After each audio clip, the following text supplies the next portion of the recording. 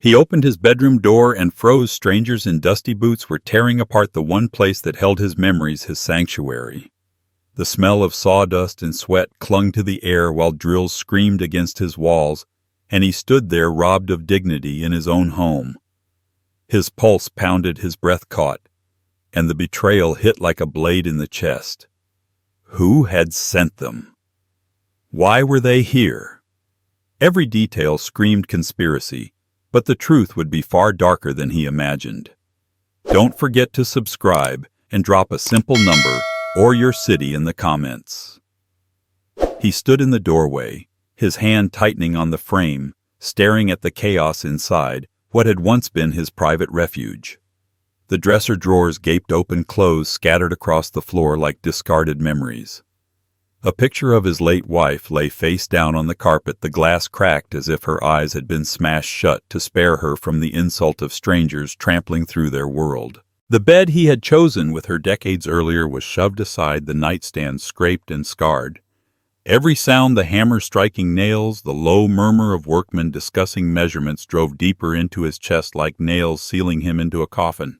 It wasn't just intrusion. It was erasure.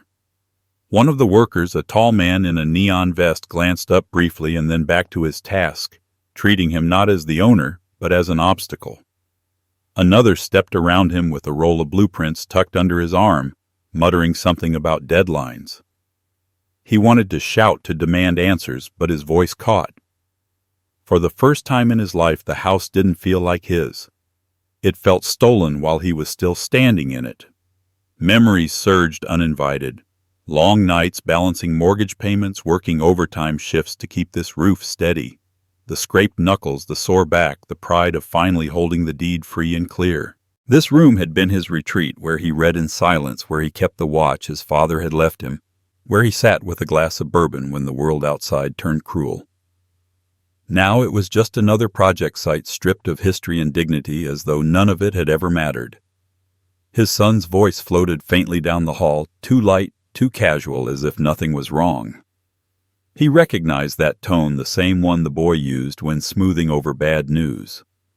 Only now it cut sharper than ever.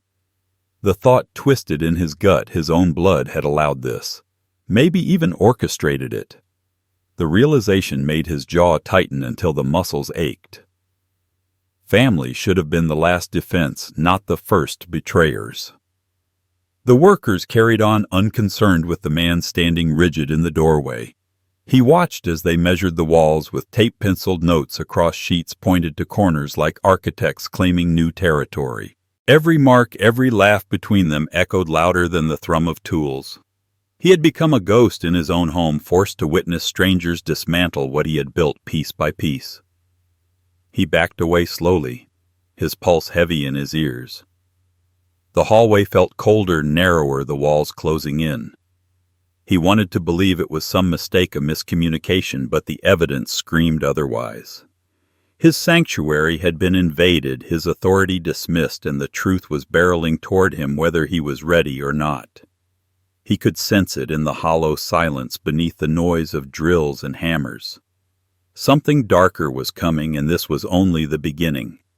The workers moved with the ease of men who belonged, their boots leaving dusty prints across the hardwood floor he had polished for years. Not one of them acknowledged him beyond a cursory glance, the kind given to a bystander with no authority. They carried themselves like soldiers on orders, confident and unbothered, their silence sharper than open mockery. He felt the heat rising in his chest, the pulse climbing up his throat, but he forced his jaw shut, grinding the fury down into silence. Anger was fire, but control was steel, and steel could cut deeper when the time came. One man unrolled a fresh blueprint on the hood of a toolbox, pointing out walls to be knocked down. Another laughed at some crude joke, their voices echoing in a house that had once known only his family's laughter. The humiliation bit harder with every second. They weren't guests. They weren't even tenants. They were invaders acting under someone else's claim of ownership, and that someone was no stranger. His son's name hung unspoken in the air like smoke after a gunshot. He stepped farther into the room, his presence ignored as though he were transparent. The sound of a drill split through the walls, the vibration rattling the frame of a wedding photo still hanging crookedly in the hall. He wanted to rip the cord from the outlet to hurl the machine out the window to demand they stop, but instead he tightened his grip on the doorknob until his knuckles whitened. To explode now would be to reveal desperation, and desperation was exactly what they were betting on.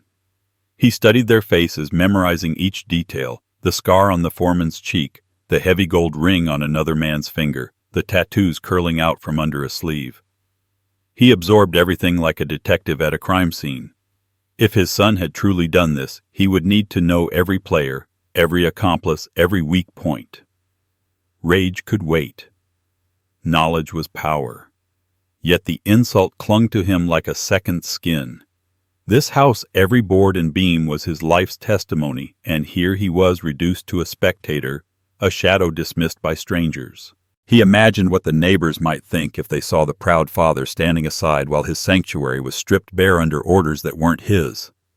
The shame pressed heavier than the anger, but beneath both was something colder, a resolve sharpening in silence. He backed away from the clamor, his eyes sweeping the hall once more. The air felt different now, charged as though the walls themselves recognized the betrayal. He didn't shout, he didn't beg. Instead, he carried the weight of that moment like a weapon concealed. They thought he was defeated, but they mistook his silence for surrender. As he closed the door softly behind him, one thought burned steady in his mind. The truth of who had orchestrated this would come to light, and when it did, his answer would be devastating. Ethan appeared in the hallway with Madison close behind, their smiles stretched thin, brittle as glass. His son's voice carried that practiced calm he used in boardroom pitches, the kind that coated lies in honey. "Dad, relax," Ethan said, brushing imaginary dust from his sleeve. "We're just fixing the place up a little. You've been talking about renovations for years." Madison chimed in, her tone dripping with sugar. "It'll look so much better when it's finished. You'll thank us later." The words were polished, rehearsed, and yet beneath the surface was a tremor he couldn't ignore. He studied their faces, every blink and twitch betraying more than the script they recited. Madison avoided his eyes, fiddling with the diamond on her hand, her voice pitched just high enough to sound cheerful, but not steady enough to convince. Ethan leaned against the doorframe with that casual arrogance, the same stance he had used when he was a teenager caught sneaking back past curfew. It wasn't reassurance. It was deflection. The truth lingered between their words like smoke after fire. "Renovations," the father repeated slowly, his voice steady, sharp as a knife. His gaze shifted back to the men tearing through his home, measuring walls, scribbling notes like they owned the place. The so-called renovations were not patching or painting. They were restructuring, rebuilding, claiming. The difference was everything. Ethan chuckled, a hollow sound that didn't touch his eyes. "You worry too much. Madison's parents know a contractor. They gave us a great deal. We're just getting ahead of things. Think of it as planning for the future. Planning for the future." The phrase struck harder than any confession. Whose future? Certainly not his. Madison stepped forward, her perfume sickly sweet in the dust-filled air, laying a gentle hand on his arm, as though comfort could mask betrayal. "You've carried this place for so long. Let us help. You deserve to rest." It wasn't kindness. It was a eulogy delivered while he was still alive. His chest tightened as he realized the performance wasn't meant to convince him. It was meant to soften the sting of the inevitable, to make their theft sound like charity. He forced himself not to recoil from her touch, not to give them the satisfaction of seeing his disgust. Instead, he let his silence hang a weight heavier than anger. He caught Ethan glancing at Madison, the quick exchange of eyes between co-conspirators who thought the game already won. They had underestimated him, mistaking his stillness for surrender. He looked past them into the gutted shell of his room, then back into the faces of his son and daughter-in-law. The mask of patience held, but beneath it a storm gathered. If they wanted him silent, they would regret it. And as he turned away without a word, he carried with him the certainty that their lies were only the surface of something much darker waiting to be uncovered. His eyes drifted over the walls that had once echoed with his wife's laughter, the floorboards that creaked under the weight of years spent raising a family. Every corner of the house carried a story the night he fell asleep in his armchair after a 14-hour shift. The mornings he packed Ethan's lunch before school, the evenings when he and his wife shared quiet dinners after the world had gone still. He had poured himself into this place brick by brick, dollar by dollar, paying down each mortgage installment with the determination of a man who wanted nothing more than stability for his family. Now the same house stood before him like a monument to betrayal. The sight of Ethan beside Madison, their shoulders aligned, their words rehearsed, pierced deeper than any insult. His son wasn't a bystander here. He was complicit. The boy he once carried on his shoulders at ball games now stood with strangers, speaking their lines, smiling their false assurances. The memory of teaching Ethan how to hold a hammer, how to cut a piece of wood straight, clashed bitterly with the reality of men tearing apart the very home they had built together. His heart ached not from age, but from the weight of disillusionment. He tried to search Ethan's face for a flicker of hesitation, a trace of the boy who once ran barefoot through the yard chasing fireflies. Instead, he found only steel in his son's eyes, the kind of resolve born not of love but of ambition. Madison's hand rested lightly on Ethan's arm, steadying him, guiding him, the silent proof of influence. They were united, a single front, and the father stood alone. The betrayal burned in quiet waves. It wasn't just about walls being torn down or furniture displaced. It was the realization that his sacrifices had become invisible, erased, as if they had never existed. The hours bent over overtime shifts, the calloused hands, the years of restraint when he wanted more for himself, but chose instead to provide. None of it mattered now. In their eyes he was an obstacle, a relic to be managed, a loose end to be tied up. He felt his chest tighten as if the house itself were closing in, suffocating him with memories that no longer belonged. The photographs, the smell of cedar in the beams, the scratches on the banister from Ethan's toy cars, all of it testified to a life shared, but now twisted into something cold and transactional. To know his son was not defending him but standing with outsiders was a cut too sharp to ignore. And yet beneath the grief, a question began to form, dark and persistent. If Ethan had chosen this side so easily, how far had the betrayal already gone? What promises had been made behind closed doors?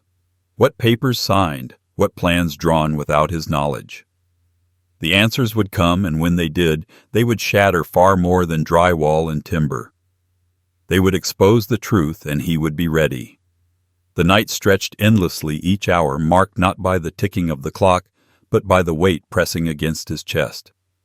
He lay rigid on the mattress, eyes fixed on the ceiling where shadows crawled in the faint glow of the streetlight outside. Once this room had been his refuge, a place of rest after days of labor, a sanctuary where he could close his eyes and feel the comfort of belonging. Now it felt foreign, hollow, like a stage stripped of its scenery, leaving only the outline of what once was. The familiar creak of the floorboard near the dresser no longer sounded like home, but like an intruder's step echoing in his mind. He turned onto his side, staring at the chair in the corner where he used to sit and read. The cushion was worn, molded by years of use, but even that detail now seemed distant, as if it belonged to another man entirely. He thought of the photo that once rested on the nightstand, his wife smiling, frozen in a happier time, now shoved aside, perhaps broken, just another casualty of the so-called renovations. A sharp ache cut through him, deeper than fatigue, sharper than grief. He was alive, but already treated as though he had vanished. Every sound in the house carried new meaning. The hum of the refrigerator downstairs felt like a reminder of the home's mechanical pulse, steady and indifferent. The faint murmur of voices in the distance, Ethan's low tone mingling with Madison's, cut deeper than any hammer or drill. They were awake too, perhaps planning, perhaps laughing, while he lay in the darkness, silenced in his own home. The walls, once protective, now felt complicit, holding secrets whispered behind closed doors. He tried to summon sleep, but his mind replayed decades of sacrifice. The years of debt chipped away paycheck by paycheck. The weekends surrendered to overtime, the simple meals chosen so Ethan could have more. All of it had been for family, for stability, for legacy. Yet here he was cast aside like a tenant whose lease had expired. The betrayal grew heavier in the silence, feeding on his exhaustion until even the air felt thick with resentment. At one point he sat up, pressing his palms into the mattress as though grounding himself against a storm. The window was cracked open and a chill crept in, brushing against his skin like an unwelcome reminder of how cold the world could be. He closed it, but the draft remained inside him. Sleep would not come. Instead, he paced the room each step, dragging the weight of memories that no longer brought peace. When dawn finally edged across the sky, pale light spilling into the room, he realized he had not closed his eyes once. The house smelled faintly of dust and plaster, the scent of change he had never asked for. He stood at the window watching the neighborhood stir awake, and felt the fracture widen. Something was waiting beyond this sleepless night, something that would test whether he was a victim to be erased or a force they would regret underestimating. The pounding came just after sunrise, sharp and unrelenting, rattling through the silence that had clung to the house all night. He had barely moved from the window when the first knock landed, but by the third his pulse was already thundering, dread settling into his bones. The sound wasn't polite, it wasn't patient, it was a demand. He walked slowly down the hall, the floor creaking under his weight, every step echoing like a countdown to something he couldn't yet name. When he pulled the door open, the morning light spilled across two uniforms, their badges catching the pale glow, their eyes cold and assessing. The taller officer held a clipboard. His stance rigid, practiced the kind of posture meant to project authority before a single word was spoken. The other stood slightly back, hand resting casually near his belt, gaze fixed on him as though he were already guilty of something. They didn't smile. They didn't greet him by name. Instead, they looked through him, scanning the home behind his shoulder as if it were no longer his. For a moment the world tilted, and he wondered if this was some nightmare born of exhaustion. But the gravel crunching under their boots was too real, their presence too heavy to dismiss. "Sir, we've had some reports," the taller one began, his tone clipped, official, but laced with a faint impatience. "Reports!" The word clung in the air, sour and dangerous. He felt the blood drain from his face as possibilities raced through his mind. What reports from whom? His son's voice from the night before echoed in memory, calm and calculated, laced with Madison's whispers. Pieces fell together faster than he wanted them to. He tried to steady himself to keep his voice even as he asked what this was about, but the look exchanged between the officers told him more than their words could. They were here for a purpose, and it wasn't random. Behind them, the neighborhood stirred to life, cars backing out of driveways, a dog barking, the faint sound of children heading toward school. Ordinary life carried on while his own was being rewritten at the threshold of his door. The officer with the clipboard asked if they could come inside. The phrasing was polite, but the weight behind it said refusal wasn't an option. He stepped aside, his body rigid, the familiar smell of coffee still lingering in the kitchen behind him, blending with the metallic scent of authority these men brought with them.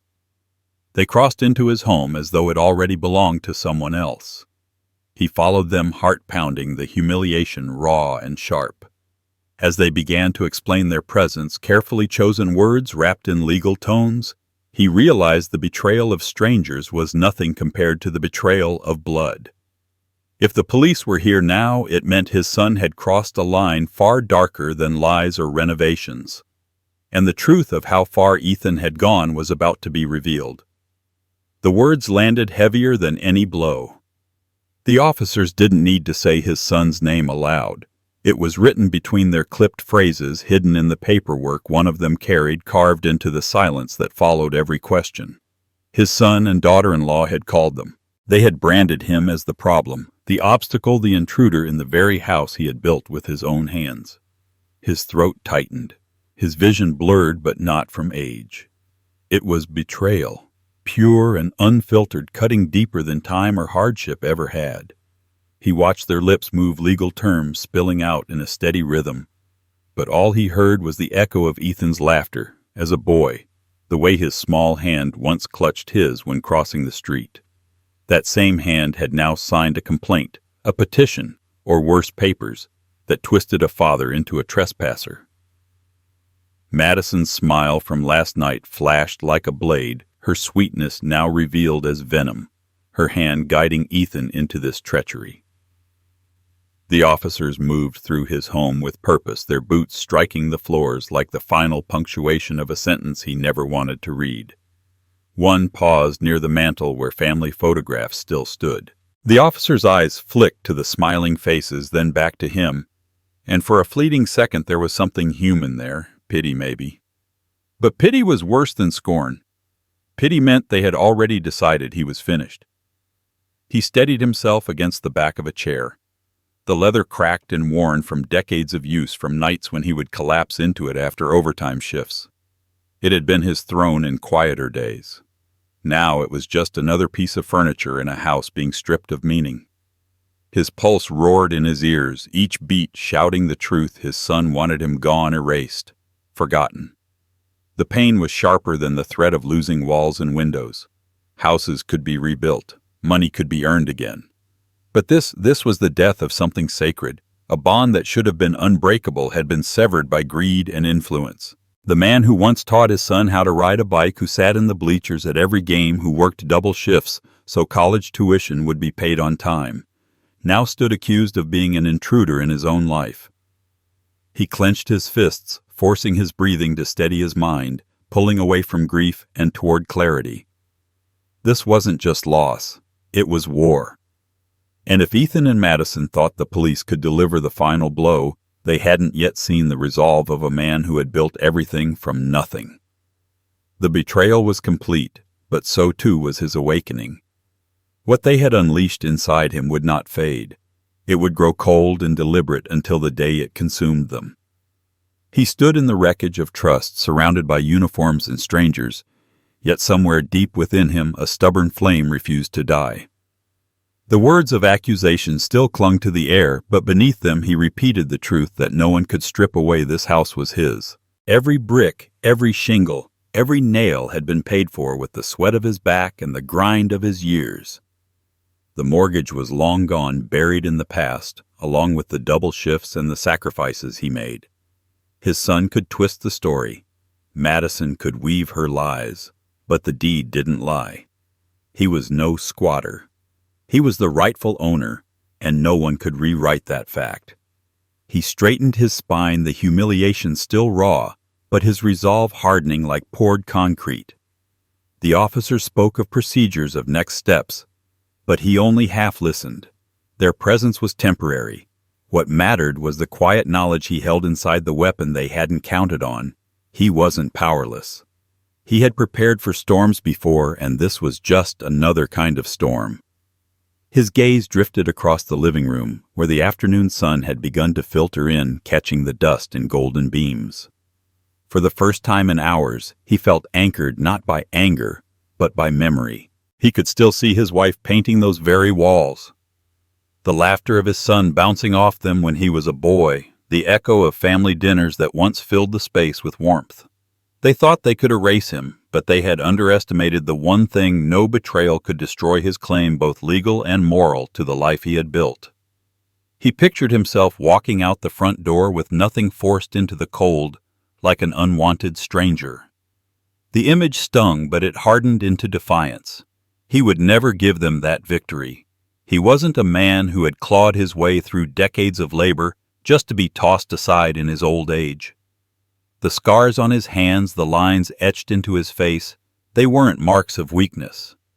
They were proof that he had earned this place, proof that he would fight for it. The officers shifted uncomfortably as his silence deepened, as if they sensed the current shifting inside him. He answered their clipped questions with measured calm, never raising his voice, never pleading. They could write their reports. They could file their papers. But he was already steps ahead. He knew where the deed was. He knew the banks that bore his name, and he knew the law was not as easily swayed as a greedy son and his scheming wife.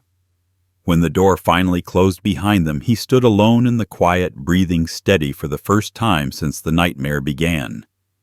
Betrayal had broken something in him, but it had also forged something stronger. And as he looked toward the study where his documents lay hidden, he understood that this was not the end. It was the beginning of a battle that his son never saw coming. He watched Ethan standing tall beside Madison, their confidence radiating like a performance rehearsed too many times. The police had left, but their presence lingered in the silence, an invisible scar across the walls of his home. His son's smirk, faint but deliberate, was the final strike, the confirmation that the betrayal wasn't a mistake or a misunderstanding. It was a choice. A deliberate, calculated decision to cast him aside. The father's breath slowed, steady and deliberate, his gaze fixed on the faces of those who thought they had won. Inside his chest, the storm quieted, but not because the fury was gone. It was sharpening, cooling, condensing into something far more dangerous than rage. Rage burned too fast. Revenge required patience. His mind turned over the years of sacrifice like pages in a ledger, tallying every dollar earned, every debt repaid, every dream given up for the boy who now stood against him. The balance was overdue, and he would be the one to collect. He let the silence stretch his eyes unblinking, and for the first time Ethan shifted under the weight of that stare. Madison touched his arm, a small, nervous gesture, as if she sensed what her husband could not, that this wasn't the look of a defeated man. It was the look of someone making a promise to himself, a vow carved into bone. The house seemed to hum with the weight of it, every corner charged with the unspoken oath. They thought they could erase him with paperwork, with half-truths and manipulation. But they had forgotten who built this foundation, who had carried the weight of years when no one else would. They were children playing with matches in a house, drenched in gasoline, blind to the spark already in his hand. His voice never rose. He didn't curse, didn't threaten. He didn't need to.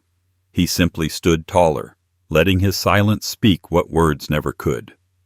In that silence was a vow they would not win. Not Madison with her rehearsed sweetness, not Ethan with his borrowed arrogance, not even the system they thought would shield them. He would strike when the moment came, and when he did, the blow would leave them gasping. As the evening light bled across the room, he finally turned away, his steps calm, deliberate, each one echoing with the certainty of what was to come. They believed they had pushed him to the edge, that he would crumble under the weight of their betrayal. But edges have two sides, falling or fighting, and he had already chosen. The story didn't end with defeat. It ended with the air thick, tense, and electric, carrying only one truth forward. They had declared war, but he would finish it. And when he did, the reckoning would be unforgettable. Betrayal within a family cuts deeper than any wound from the outside world. And this story reminds us of a truth many seniors know too well. Trust is fragile even among those we love most. A lifetime of sacrifice, working long hours, paying mortgages, raising children can be forgotten in the blink of an eye when greed and ambition take root. The lesson here is not only about vigilance, but about dignity. No matter how much others may try to diminish your worth, the years of hard work and the home you built with your own hands are proof of resilience.